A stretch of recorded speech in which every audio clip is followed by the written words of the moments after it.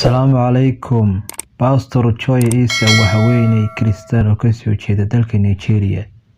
Waxaa loo aqoonsan yahay sheekhad ama wadaadka Masiixiyiinta. Waa haweeneyda darteed lagu dhaadhiciyay xabsiga Cabdimaalig Muuse Cildoon oo ah saxafi lagu bartay gurmadka dadka danyarta ama dadka waayuhu ciile. Qoraal uu soo dhigay bartiisa Facebook wuxuu ku sheegay in lagu kalsoomin haweeneydan oo laga feejignaado. Wuxuu ku eedeeyay inay ku faafiso magaalada Hargeysa diinta Kiristaanka, taasoo keentay saacado kadib ciidamada booliisku inay u taxaabaan jeelka. Waxay maamulo ka tahay dugsiga Abaarso iyo jaamacadda Barwaaqo ee gabdhaha oo ku taala deegaanka Balliga Cas ee jihada waqooyi ka xigtay caasimadda Hargeysa ee Somaliland. Waxay sheegtay inay bixinayaan waxbarasho heer sare oo lagu tayeynayo aqoonta haweenka. Waxaan aaminsanahay in la xoojiyo haweenka Soomaaliyeed horseeda aqoonta bulshada oo dhan, ayaa lagu yiri website-kooda. Muuqaalo lagu kaydiyay barta internetka ee YouTube waxaa laga dheehan karaa Pastor Joy Isa diinta Kiristaanka waxay tahay iyadoo faafinaysa habdhaqanka Masiixiyiinta iyo si ula falgeli karaan dadka aaminsan diimaha kale. Diiradda wejiga koowaad waxaan ku saarayaa dugsi heer sare oo waxbarasho ah oo dumarka Soomaaliyeed laga dhiso, taasoo ka dhigi karta dumarka Soomaaliyeed hogaamiyaal la hubo iyo jiilka Soomaaliyeed ee soo socda inay gaarsiiyaan. Sidaas ayaa lagu yiri website ka soo baxay jaamacadda. Ilaa iyo hadda ma jiraan cadeymo muuqda oo banaanka soo dhigaya inay wax ka soo horjeeda diinta Islaamka in lagu faafinayo jaamacadda Barwaaqo.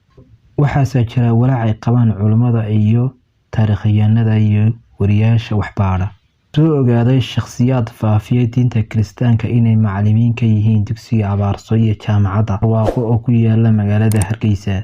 Madaxweynaha Somaliland Muuse Biixi Cabdi ee toddobaadkan ka qayb galay qalinjebinta koowaad ee jaamacadda Barwaaqo. Haweenka u gaara wuxuu beeniyay diinta Kiristaanka in lagu faafinayo. Hadalkan ila dhageyso. Iskuulkan Barwaaqo iyo jaamacadiisa dad badan oo ama aan fahamsanayn ama jibadooda aan darsin waxa ka socda ama u cadawa islaamka ayaa waxay ka fidiyaan warar aanay hubin wax ay yihiin. taasi waxay u kaliftay inaan tago dugsiga Abaarso oo shaqaynaya anigoo kaligeeya oon ciidana la socon oo gaaro yar wata si aan u ogaado waxa ka socda. waxaana soo taabtay in iskuulkaasi ay ka socdaan wax qarankeenu u baahan yahay, islaamku u baahan yahay, islaamkuna u baahan yahay. oo maxay waxaanu isweydiinaynaa dadka qisaska ka qaba markuu qofka Soomaaliga ah ee muslimka ah da uu yahayba uu la kulmo ninka Mareykanka ah ama ka Ingiriiska ah ama inanta Soomaaliga ay la kulanto ka Ingiriiska ah ama ka Yahuudiga ah ama ka Hindiga ah caabida lo'da inuu baqayna galo dadkeena in la gaaleynayo teena la inaga saarayo oo aynu nahay dad daciif ah oo markaa maskaxdooda la qaadanayo oo markaa wax lagu shubanayo.